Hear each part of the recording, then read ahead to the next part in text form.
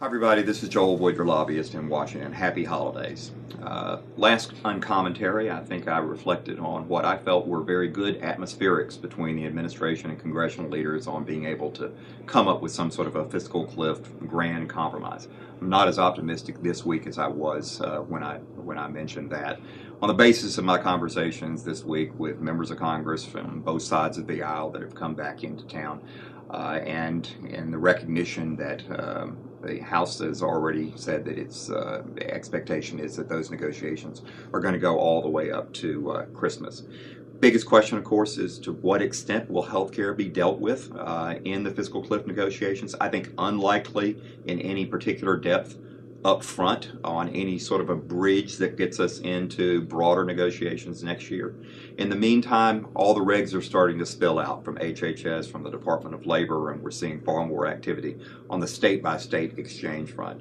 Our General Counsel Scott Sender and I had a great opportunity this week to go in front of about 125, 150 clients, employers, HR people, CFOs, CEOs of one of our great member firms, Lawley, up in Buffalo, and it is just astonishing the number of questions that are coming. And I think what's happened is we've seen employers who were in many ways sort of hunkered down waiting for the Supreme Court decision, and then they were hunkered down waiting for the election results, and now the reality is upon us and these regs are coming out, but there's still so much left to do. On the reg front, last week's hundreds of pages of regulations that came out, largely I suppose we were fine with them.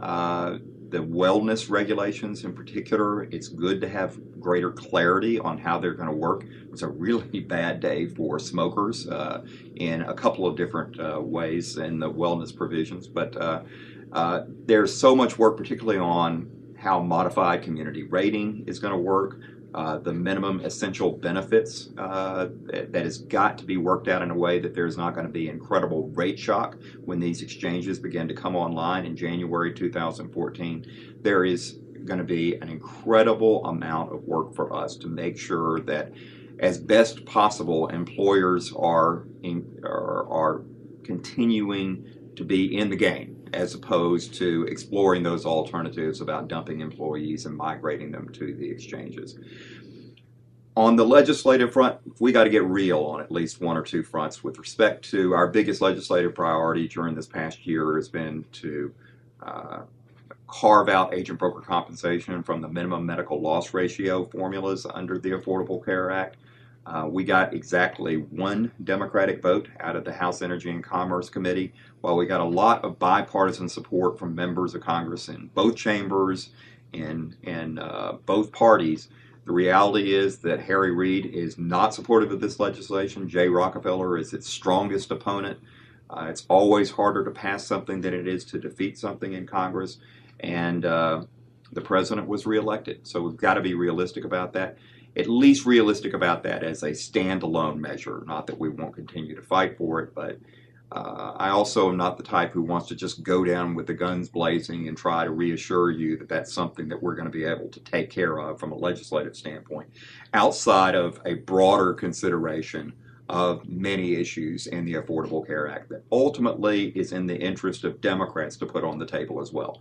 Not the issue of upending Obamacare, of repealing it, of ending the exchanges, anything like that.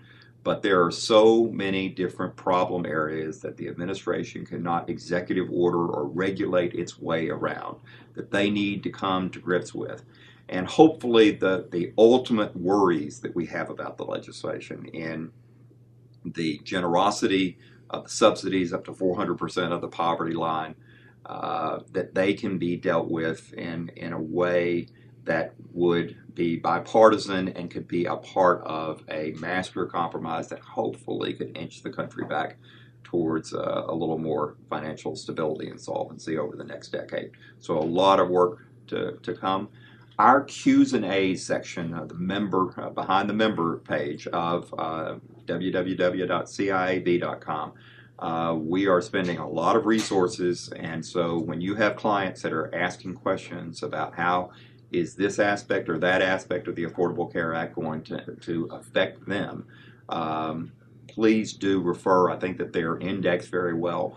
And if there are new questions that are not answered there, please do send them to us here at the council. All the contact information on the website. So all the best to you during this holiday season. We'll be back in touch with you soon.